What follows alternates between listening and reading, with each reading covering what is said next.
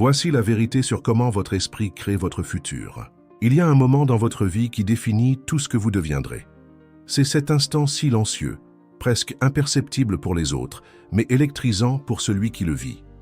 Le moment où vous décidez comment vous verrez le monde. Je ne parle pas de grandes décisions ou d'événements extérieurs, mais de ce murmure intime, presque invisible, qui se produit en vous. Une pensée prend forme, puis une autre, et encore une autre, jusqu'à ce que ces idées s'entrelacent en une chaîne puissante appelée état d'esprit. Cette chaîne façonne chaque pas que vous faites, chaque choix que vous réalisez, et par conséquent chaque résultat que vous obtenez. Imaginez-vous debout au bord d'un vaste océan. Vous êtes face à deux options. Vous pouvez regarder les vagues avec peur, redoutant d'être emporté vers le fond, ou vous pouvez voir cette immensité comme une invitation à la croissance, à l'aventure et à l'inconnu.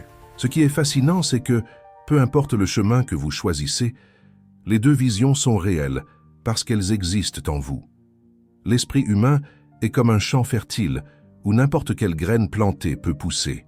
Et voici la vérité indiscutable. Le type de graine que vous plantez déterminera le type de récolte que vous obtiendrez. Pensez aux histoires des hommes et des femmes dont les vies ont été forgées par le pouvoir de leurs croyances. Prenons Thomas Edison, par exemple, qui a affronté des milliers d'échecs avant d'allumer la première ampoule électrique. Lorsqu'on lui a demandé à propos de ses échecs, il a répondu calmement « Je n'ai pas échoué. J'ai simplement trouvé 10 000 façons de faire en sorte que quelque chose ne fonctionne pas. » Cette réponse n'était pas seulement une phrase intelligente, mais une déclaration profonde de son état d'esprit. Il voyait chaque tentative frustrée comme une étape nécessaire vers le succès, non comme une défaite définitive. Ses croyances ont créé son futur, exactement comme les vôtres créeront le vôtre. Mais que signifie vraiment croire? Croire n'est pas simplement répéter des affirmations vides ou souhaiter quelque chose avec ferveur. Croire est une décision consciente d'accepter que vous avez le pouvoir de changer votre réalité. C'est comprendre que l'univers ne conspire pas contre vous. En fait, il répond à l'énergie que vous émettez. L'état d'esprit est la base de cette énergie. C'est la lentille à travers laquelle vous interprétez le monde, et cette interprétation façonne votre réalité. Plus votre état d'esprit est clair et focalisé, plus votre vision de l'avenir sera nette. Maintenant, pensez à Henry Ford, un homme qui a littéralement transformé l'industrie automobile avec une idée apparemment simple, rendre les voitures accessibles à tous. Mais Ford n'était pas seulement un visionnaire, il était quelqu'un qui croyait profondément au pouvoir de la répétition et de la constance. Il savait que de petites actions quotidiennes, lorsqu'elles sont alignées avec une vision plus grande, peuvent générer des résultats extraordinaires. Et voici la leçon cruciale. Votre état d'esprit doit être ancré dans quelque chose de plus grand que le présent immédiat. Il doit être nourri par une vision claire de ce que vous voulez construire. La vision est le carburant qui maintient votre état d'esprit vivant et actif. Sans une vision définie, votre esprit se perd dans les distractions et les incertitudes, comme un navire sans boussole en haute mer. Pensez aux grands leaders de l'histoire. Abraham Lincoln a combattu des doutes personnels et des tragédies, tout en travaillant sans relâche pour unifier une nation divisée par la guerre civile. Walt Disney a affronté des rejets constants avant de bâtir l'empire que nous connaissons aujourd'hui. Qu'avait-il en commun? Une vision si puissante qu'elle surpassait tous les obstacles. Il ne rêvait pas seulement, il voyait, il ressentait. Ils vivaient leurs visions comme si elles étaient déjà une réalité. Lorsque vous créez une vision pour votre vie, vous déclarez à l'univers que vous êtes prêt à en assumer la responsabilité. Vous dites « Je suis l'architecte de mon destin ». Cela demande du courage, car cela signifie quitter votre zone de confort et affronter l'inconnu. Cela signifie abandonner les excuses et les « si » que nous aimons utiliser pour justifier nos limites. Rappelez-vous, personne n'a jamais construit quelque chose de grand en restant prisonnier de ses circonstances. Et c'est là qu'intervient un autre principe fondamental, le but. Le but est le phare qui illumine votre parcours. C'est la raison pour laquelle vous vous levez chaque matin, même lorsque le poids de la fatigue semble insupportable. Le but n'est pas quelque chose que vous trouvez par hasard, il est cultivé. Il naît de l'intersection entre vos talents naturels, vos passions les plus profondes et les besoins du monde qui vous entoure. Lorsque vous reliez votre vie à un but plus grand, vous transcendez vos propres limites. Vous devenez partie intégrante de quelque chose qui dépasse votre propre personne. Considérez le parcours de Mère Teresa de Calcutta. Elle a consacré sa vie aux pauvres et aux marginalisés, mue par un but si intense qu'il a inspiré des millions de personnes à travers le monde. Son héritage prouve que le but n'est pas juste un mot joli, c'est une force motrice qui transforme des vies. Lorsque vous découvrez votre but, vous ne changez pas seulement votre propre vie, vous impactez aussi celle des autres. Cependant, le but seul ne suffit pas. Pour qu'il devienne réalité, vous avez besoin de discipline.